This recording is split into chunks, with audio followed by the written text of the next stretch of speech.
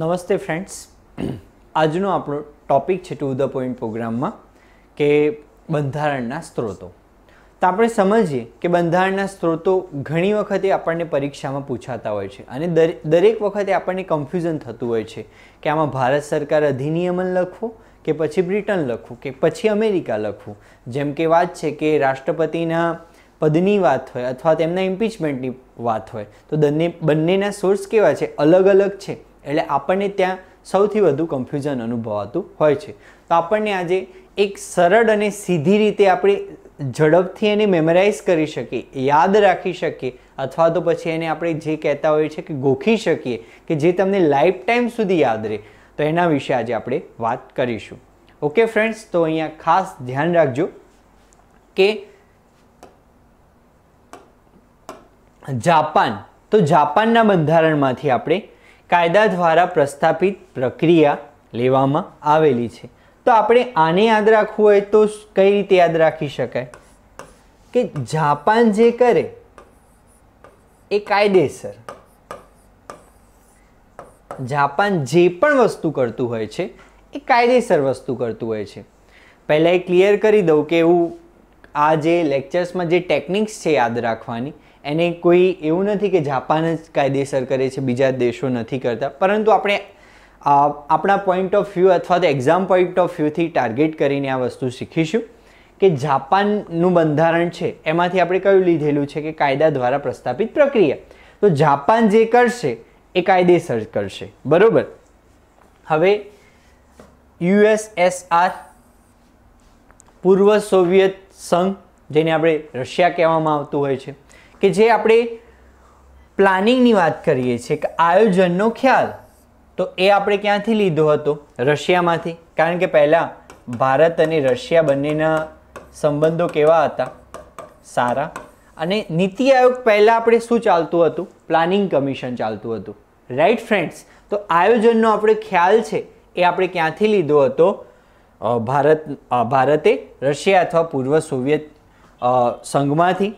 પછી મૂળભૂત ફરજો, જેને 51 ક અથવા 51 એ કહેવામાં આવે છે, બરોબર.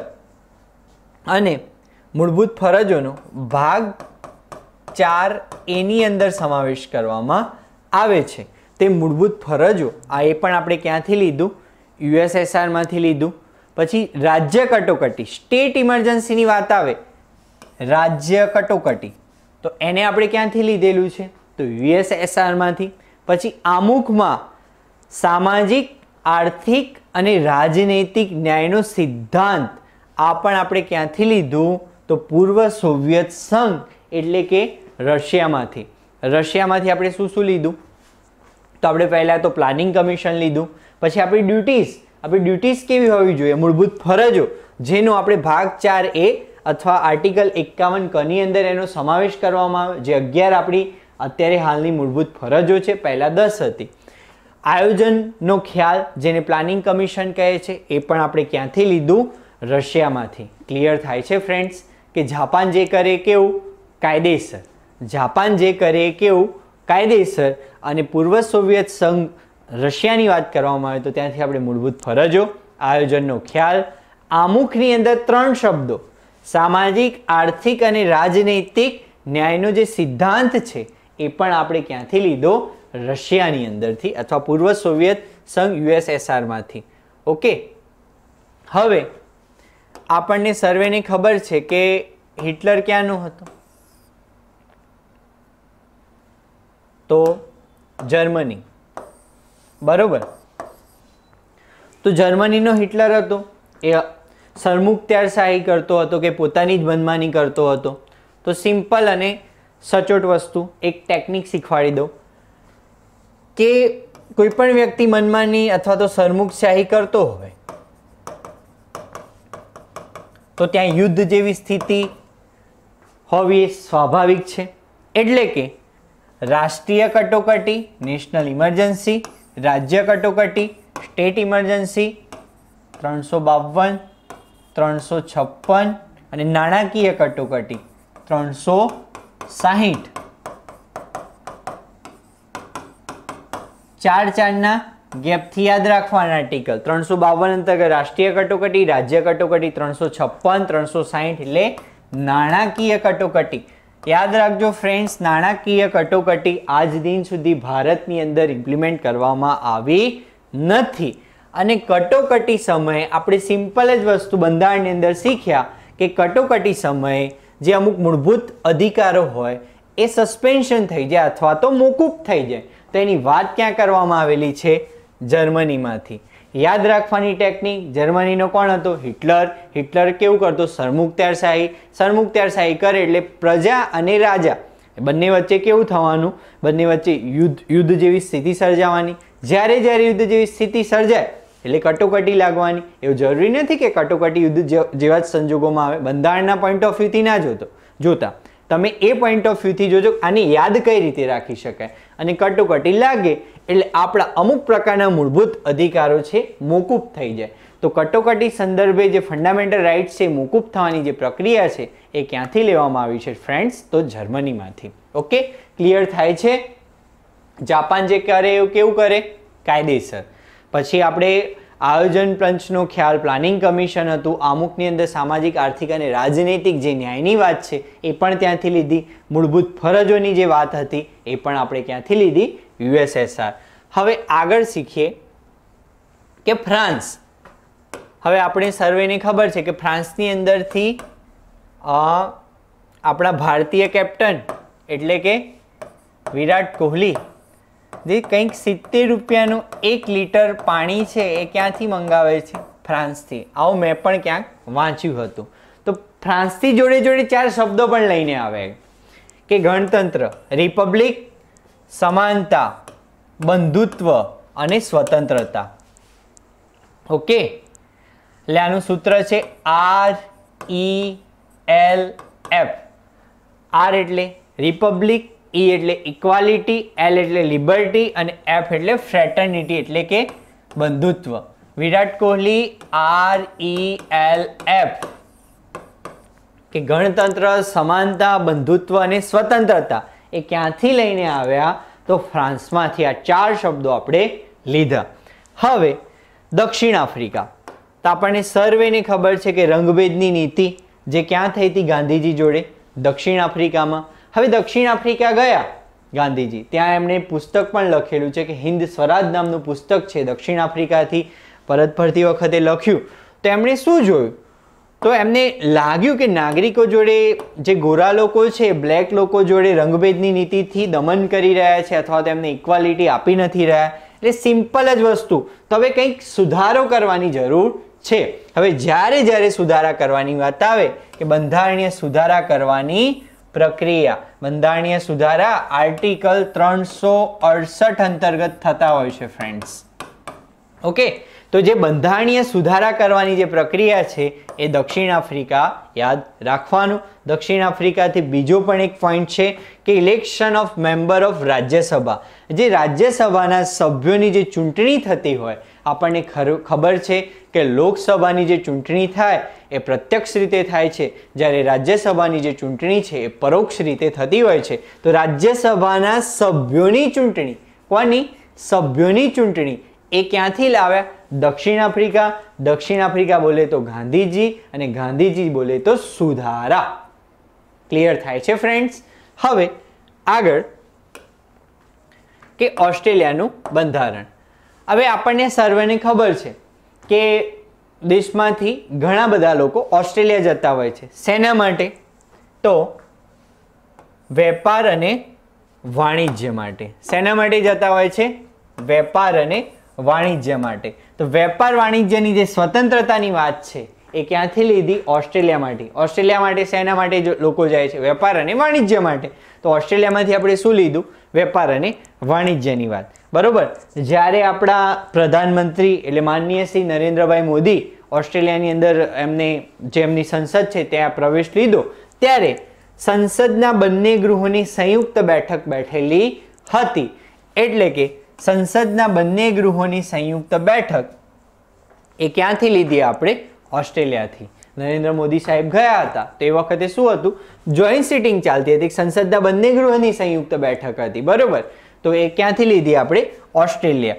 પછી બીજું કે જ્યારે સંયુક્ત બેઠક હોય ત્યારે કોઈ પણ આપણને સર્વેને ખબર છે કે રાષ્ટ્રપતિ કોઈ પણ મુદ્દા અથવા તો કોઈ પણ બિલ બાબતે ચર્ચા ચાલતી હોય તે બિલ બાબતેની જે ચર્ચા હોય તો બંને ગૃહોની જોઈન્ટ સિટિંગ બોલાવે છે અને જોઈન્ટ સિટિંગના અધ્યક્ષ કોણ હોય છે તો લોકસભાના અધ્યક્ષ એ જોઈન્ટ સિટિંગના અધ્યક્ષ હોય છે. 108 આર્ટિકલ અંતર્ગત જોઈન્ટ સિટિંગ બોલાવતા હોય છે રાષ્ટ્રપતિ.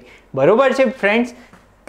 તો જ્યારે જોઈન્ટ સિટિંગ હોય ત્યારે કઈ યાદીમાંથી ચર્ચાઓ થતી હોય તો સમવર્તી યાદીની જ ચર્ચાઓ થતી હોય કે જે બંનેના સંબંધ હોય, કેન્દ્રમાં પણ આવતું હોય ને રાજ્યમાં પણ આવતું હોય. બરોબર. હવે યાદી બોલે તો અનુસૂચિ 7, યાદી બોલે તો અનુસૂચિ 7.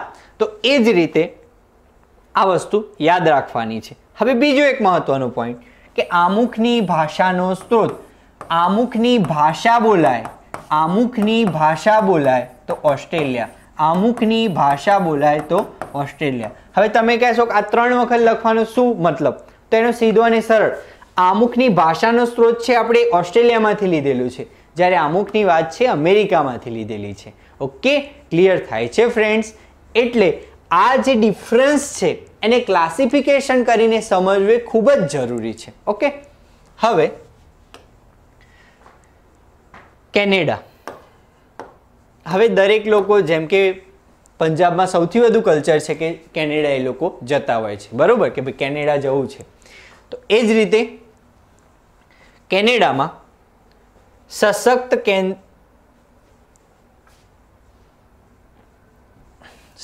કેન્દ્ર સાથેનું સમવાય તંત્ર કે જે ત્યાં જે ચાલતું હોય છે federation with the strong centre. સેન્ટરનું સૌથી વધુ ત્યાં મહત્વ છે. રાજ્યપાલની કેન્દ્ર સરકાર દ્વારા નિમણૂક કે રાજ્યપાલ છે એમની નિમણૂક આમ તો રાષ્ટ્રપતિ કરતા હોય છે, પરંતુ એમની કેન્દ્ર સરકાર દ્વારા એમની નિમણૂક થતી કહેવાય છે. બરોબર. કેન્દ્ર પાસે અવિશિષ્ટ સત્તાઓ. હવે આ 3ની અંદર તમે શું શીખ્યા? તો એક જ લખેલું છે કે સશક્ત કેન્દ્ર સાથેનું સમવાય તંત્ર, રાજ્યપાલનું કેન્દ્ર સરકાર સાથેનું કેન્દ્ર સરકાર દ્વારા નિમણૂક અને કેન્દ્ર પાસે અવિશિષ્ટ સત્તાઓ. તો જ્યારે કેન્દ્ર અને કેન્દ્ર આ જે શબ્દ સાંભળીએ અથવા તો જોઈએ એટલે સીધો જ MCQ ટાર્ગેટ કરવાનો કે કેનેડા. કેન્દ્ર બોલે તો કેનેડા, કેન્દ્ર બોલે તો કેનેડા. એટલે આ રીતે બીજું બધું યાદ રાખવાનું. પણ જ્યારે સેન્ટરની જ વાત આવેલી હોય મુખ્યત્વે ત્યારે આપણે કેનેડાનો MCQ છે એની ઉપર ટીક કરી શકીએ છીએ. પછી advisory jurisdiction of the supreme court કે સર્વોચ્ચ અદાલતનું સલાહકારી અધિકાર ક્ષેત્ર. બરોબર. સર્વોચ્ચ અદાલત છે રાષ્ટ્રપતિને આર્ટિકલ 143 અંતર્ગત સલાહકારી તરીકે ભૂમિકા ભજવતું હોય છે. તો સર્વોચ્ચ અદાલતનું સલાહકાર અધિકારી ક્ષેત્ર એ ક્યાં આવશે ફ્રેન્ડ્સ? તો કેનેડામાંથી. ઓકે, તો કેન્દ્ર બોલે તો કેનેડા અને કેનેડા બોલે એટલે વખતે સર્વોચ્ચ અદાલત છે શું આપશે? સલાહ. ઓકે. હવે આયર્લેન્ડ. ખબર છે કે આયર્લેન્ડ જેવા ટાપુ હોય એ જગ્યાએ ફરવાનું બહુ સૌથી વધુ ગમે, કારણ કે ત્યાંનું એટમોસ્ફિયર સૌથી સારું હોય. તો સિમ્પલ અને સચોટ પ્રક્રિયા તમને સમજાવી દઉં કે આયર્લેન્ડમાંથી શું લીધું. એક તો આપણને ખબર છે કે DPSP રાજ્યનીતિના માર્ગદર્શક સિદ્ધાંતો. આ પ્રશ્ન લગભગ હું માનું છું ત્યાં સુધી 100થી પ્લસ એક્ઝામની અંદર આ પ્રશ્ન પૂછાઈ ગયો. 2000 થી 2020ના કોઈ પણ પ્રશ્નો પેપરો તમે જુઓ તેની અંદર આ પ્રશ્ન વારંવાર એનું રિપીટેશન થતું હોય કે DPSP ક્યાંથી લીધો? તો આયર્લેન્ડમાંથી. અને લોકો ટીક કરી લે છે. આ તો આપણને આવડે જ છે. પરંતુ રાષ્ટ્રપતિને ચૂંટવાની પ્રક્રિયા. હવે રાષ્ટ્રપતિ આપણે ઓળખીએ છીએ કે ફર્સ્ટ સિટીઝન ઓફ ઇન્ડિયા, કે જે પહેલા જે નાગરિક હોય એ કોણ કહેવાતા હોય? તો રાષ્ટ્રપતિ. તે રાષ્ટ્રપતિને જે ચૂંટવાની જે મેથડ છે એ ક્યાંથી લીધી છે? આયર્લેન્ડમાંથી. તો સિમ્પલ, રાષ્ટ્રપતિ છે દેશના પહેલા નાગરિક છે એટલે એમની જે ચૂંટણીની જે પ્રક્રિયા છે ક્યાં થશે ફ્રેન્ડ્સ? આયર્લેન્ડમાં જ થશે ને, કારણ કે રાષ્ટ્રપતિ તો દેશના પહેલા નાગરિક છે. ઓકે, એટલે આયર્લેન્ડનું જે બંધારણ છે એના અંતર્ગત આયર્લેન્ડમાંથી આપણે રાષ્ટ્રપતિને ચૂંટવાની જે પ્રક્રિયા છે ક્યાંથી લીધેલી છે? તો આયર્લેન્ડમાંથી. Clear friends? બીજું, રાજ્યસભામાં નિમાયેલા સભ્યો. રાજ્યસભામાં જે નિમાયેલા સભ્યો છે જેમનું નોમિનેશન કરવામાં આવે છે એ પણ ક્યાં થશે? આયર્લેન્ડમાં. આયર્લેન્ડના બંધારણમાંથી આ 3 વસ્તુ લેવામાં આવી છે. એક ડીપીએસપી, રાજ્યસભામાં નિમાયેલા સભ્યો, બીજું રાષ્ટ્રપતિને જે ચૂંટવાની જે પ્રક્રિયા છે એ પણ ક્યાંથી લીધેલી છે ફ્રેન્ડ્સ? તો આયર્લેન્ડમાંથી. ઓકે, પછી અમેરિકાનું બંધારણ. હવે અમેરિકાનું બંધારણ, અમેરિકા જ્યારે પણ હોય ને એ વખતે હ્યુમન રાઇટ્સની આવી બધી વાત કરતું હોય છે કે ફંડામેન્ટલ રાઇટ્સ તમે તમારા નાગરિકોના તમે નથી જાળવતા, તમે એમને સ્વતંત્રતા નથી આપતા. તો આ બધી જે વાત હોય, આ બધા જે મેટર્સ હોય એ બધી ક્યાં આપેલી હોય છે? તો મૂળભૂત અધિકારોની જે વાત હોય તો એ ક્યાંથી લીધી છે આપણે? અમેરિકામાંથી. કે જ્યારે કોઈ અધિકારોની વાત હોય એટલે અમેરિકા. જેમ કે સેન્ટર બોલે તો કોણ? તો કેનેડા. તે જ રીતે અધિકારોની વાત હોય તો અમેરિકા. પછી અમેરિકા હોય ને એ કોઈ પણ વસ્તુ હોય ને, એ સિમ્પલ જ વસ્તુ, ફંડામેન્ટલ રાઇટ્સ છે તે પણ જે હોય કેવું કે તમે ન્યાયને સંલગ્ન જુઓ, તમે જ્યુડિશિયરીને સંલગ્ન જુઓ. તો જ્યાં જ્યાં આપણને ન્યાયપાલિકાની સ્વતંત્રતાની વાત હોય, અથવા તો પછી ઇમ્પીચમેન્ટ ઓફ પ્રેસિડેન્ટ કે રાષ્ટ્રપતિને મહાભિયોગ એટલે આર્ટિકલ 61 અંતર્ગત રિમૂવ કરવાની વાત હોય, સર્વોચ્ચ ન્યાયાલય અને ઉચ્ચ ન્યાયાલયના ન્યાયાધીશોને દૂર કરવાની વાત હોય, એટલે જો સુપ્રીમ કોર્ટ, હાઈ કોર્ટ, પછી ઇન્ડિપેન્ડન્ટ જ્યુડિશિયરી, પછી ઇમ્પીચમેન્ટ ઓફ ધ પ્રેસિડેન્ટ, એટલે કે જ્યુડિશિયરીના લગતું કોઈ પણ બાબત આવે તો સીધું અમેરિકા ટીક કરી દેવાનું કે અમેરિકા. ઓકે, પછી આમુખનો જે સ્ત્રોત છે, સ્ત્રોત બોલે તો અમેરિકા, ભાષા બોલે તો ઓસ્ટ્રેલિયા, અને આમુખમાં સામાજિક, આર્થિક અને રાજકીય ન્યાયની વાત હોય તો એ વખતે USSR. તો આ ક્લાસિફિકેશન કરીને તમે સમજ્યા હશો, તમે આનો કોઠો વ્યવસ્થિત રીતે બનાવી દીધો હશે, તમે આ જે મેથડ ફોલો કરશો તો આઈ ચેલેન્જ યુ ફ્રેન્ડ્સ કે તમને આ દરેકે દરેક વસ્તુ સરળ અને સીધી રીતે સમજાઈ જશે. ઓકે, તો આ બધી વાત આપણે ક્યાંથી લીધી છે? તો અમેરિકાના બંધારણમાંથી. Clear friends? મૂળભૂત અધિકારોની વાત હોય તો પણ અમેરિકા, મૂળભૂત અધિકારોનું હનન થશે એટલે સીધી જ્યુડિશિયરીની વાત આવશે. તો જ્યુડિશિયરીમાં પણ ન્યાયપાલિકાને કેવું આપવામાં આવશે? સ્વતંત્રતા. પછી ઇમ્પીચમેન્ટ હોય પ્રેસિડેન્ટનો તો એ પણ ક્યાંથી લેવામાં આવે છે? તો અમેરિકા. પછી ન્યાયાધીશોને દૂર કરવાના હોય અથવા તો હાઈકોર્ટના ન્યાયાધીશોને દૂર કરવાના હોય તો એ પણ ક્યાંથી લેવામાં આવે છે? અમેરિકા. ઓકે,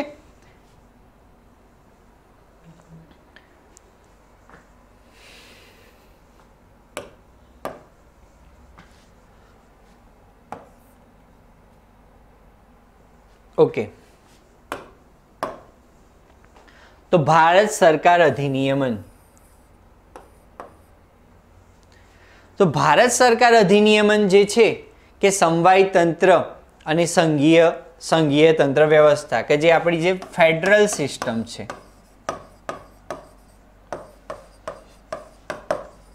તો ક્યાંથી લીધું છે? ભારત સરકાર અધિનિયમન. પછી કટોકટીની જોગવાઈઓની વાત આવે તો એમાં ભારત સરકાર અધિનિયમન. પરંતુ જ્યારે કટોકટી સમયે ફંડામેન્ટલ રાઇટ્સને સસ્પેન્શન કરવામાં આવે તો એ વખતે આપણે ટીક કરવાનું જર્મની. ઓકે, પછી જે વહીવટી વિગતો છે એ પણ અહીંયા આપેલી છે. પ્રોગ્રામ ઓફ ધ સ્ટેટ કે સ્ટેટનો પ્રોગ્રામ કેવો હશે એ પણ ક્યાં આપેલું છે? તો ભારત સરકાર અધિનિયમનમાં. અને બીજું કે રાજ્યપાલનો હોદ્દો, ઓફિસ ઓફ ગવર્નર, તો એ ક્યાંથી લીધેલું છે? ભારત સરકાર અધિનિયમનમાંથી. હવે જ્યુડિશિયરીની ફ્રીડમની વાત હોય તો અમેરિકા આવશે, પરંતુ ફક્ત જ્યુડિશિયરી ન્યાયપાલિકા જ્યારે ઉલ્લેખ કર્યો હોય તો એ વખતે આપણે ઉપયોગ કરીશું અથવા તો આપણે ટીક કરીશું ભારત સરકાર અધિનિયમન. શું કરીશું? ભારત સરકાર અધિનિયમન. હા, તો હવે બાકી રહી ગઈ બાબત એટલે કે બ્રિટન. બ્રિટનમાંથી આપણે બંધારણમાં કહેવાય છે કે ભારત સરકાર અધિનિયમન છે ત્યાંથી આપણે સૌથી વધુ જે સ્ત્રોત છે એ આપણો ભારત સરકાર અધિનિયમન 1935 છે. પરંતુ બ્રિટનમાંથી પણ આપણે ઘણી સારી એવી વસ્તુઓ લીધી છે, કારણ કે આપણને ખબર છે કે બ્રિટન લોકો હતા એમનું આપણે એમણે અહીંયા ભારત દેશની અંદર લગભગ 100 કરતાં પણ વધુ વર્ષ સુધી શાસન કર્યું. તો એમાંથી આપણે બ્રિટનમાંથી એકલ નાગરિકતા એટલે કે જે સિંગલ સિટીઝનશીપની વાત છે તો એ ક્યાંથી લીધેલી છે? બ્રિટનમાંથી. પછી કેબિનેટ પદ્ધતિ એ ક્યાંથી? બ્રિટનમાંથી. પછી વિશેષ અધિકાર રીટ એ પણ ક્યાંથી લીધી? બ્રિટનમાંથી. પછી બાય કેમરેલિઝમ ઓફ પાર્લામેન્ટ જેને કહેવાય છે દ્વિગૃહી શાસન એ પણ ક્યાંથી લીધી? બ્રિટનમાંથી. કાયદાકીય પ્રક્રિયા લેજિસ્લેટિવ પ્રોસિડ્યુર તો આપણે લેજિસ્લેટિવ પ્રોસિડ્યુરની વાત આવે તો કાયદાકીય પ્રક્રિયા તો એ બ્રિટનમાંથી, પણ જે પણ કરવાનું એ કાયદા દ્વારા પ્રસ્થાપિત પ્રક્રિયા તો એ હંમેશા ક્યાં આવે? જાપાન. કારણ કે કીધું હતું કે જાપાન જે કરે કેવું કરે? કાયદેસર. પછી કાયદાનું શાસન જેને કહેવાય છે રૂલ ઓફ લો તો રૂલ ઓફ લો છે એ પણ ક્યાંથી લીધું છે? આપણે બ્રિટનના બંધારણમાંથી. પછી સંસદીય શાસન પ્રણાલી એટલે તમે એક જ વસ્તુ કોમન જોઈ હશે, સંસદ. તો જો દ્વિગૃહી સંસદ, હવે ત્યાં શું થાય? કાયદાઓ બને એટલે કાયદાનું શાસન એટલે રૂલ ઓફ લો, બરોબર. કાયદાકીય પ્રક્રિયા. પછી જો નાગરિકતાની બાબત આવે એ પણ ક્યાં કાયદો જાય? સંસદની અંદર. કેબિનેટ તે પણ સંસદના સંલગ્ન. વિશેષ અધિકારની રીટ એ પણ શેના સંલગ્ન હોય? તો સંસદના. એ જ્યાં જ્યાં સંસદીય પ્રક્રિયાની વાત આવે તો એ વખતે ફ્રેન્ડ્સ શું યાદ રાખવાનું? બ્રિટન. પછી જો સંસદીય વિશેષ અધિકાર, ફરીથી સંસદીય વિશેષ અધિકાર. અને હા, આ ખાસ રાષ્ટ્રપતિની બંધારણીય સ્થિતિ એ આપણે ક્યાંથી લીધી છે? બ્રિટનમાંથી. રાષ્ટ્રપતિની બંધારણીય સ્થિતિ 52 આર્ટિકલ અંતર્ગત એમના પદની વાત કરવામાં આવેલી છે રાષ્ટ્રપતિના, બરોબર. જે બંધારણીય સ્થિતિની વાત છે તો એ શેમાં આવશે? બ્રિટનની અંદર. ક્લિયર છે ફ્રેન્ડ? સંસદની કોઈ પણ વાત આવે, દ્વિગૃહી સંસદ અથવા તો પછી સંસદીય વિશેષ અધિકાર, રાષ્ટ્રપતિની બંધારણીય સ્થિતિ, તો એ તમામ પ્રશ્નોમાં આપણે બ્રિટન કરશું. જ્યારે ન્યાયની વાત આવે, જ્યુડિશિયરીને લગતી, તો અમેરિકા. કેન્દ્રની વાત આવે, કેનેડા, બરોબર. અને પછી જે વધ્યા ઘટ્યા એટલે કે જે મુખ્ય આ બધા વિષયોની બાદ કરતા જે બાબત છે એ આપણે ક્યાંથી લીધેલી છે ફ્રેન્ડ્સ? તો ભારત સરકાર અધિનિયમન 1935. આઈ હોપ કે તમને બધા સ્ત્રોત વ્યવસ્થિત રીતે સમજમાં આવ્યા હશે. આ જે લેક્ચર છે આ લેક્ચરની પીપીટી અથવા તો પીડીએફ એ ડિસ્ક્રિપ્શન જે ચેનલ છે એની અંદર મૂકી દેવામાં આવશે, તો તમે ક્લાસિફિકેશન કરીને એને વ્યવસ્થિત રીતે સમજી શકશો. અને આ જે રીતે યાદ કરવાની જે મેથડ તમને શીખવાડી, આઈ હોપ કે તમને ખૂબ જ અનિવાર્ય અને ઉપયોગી સાબિત થશે પછી કોઈ પણ એક્ઝામ હોય તો. Thank you friends.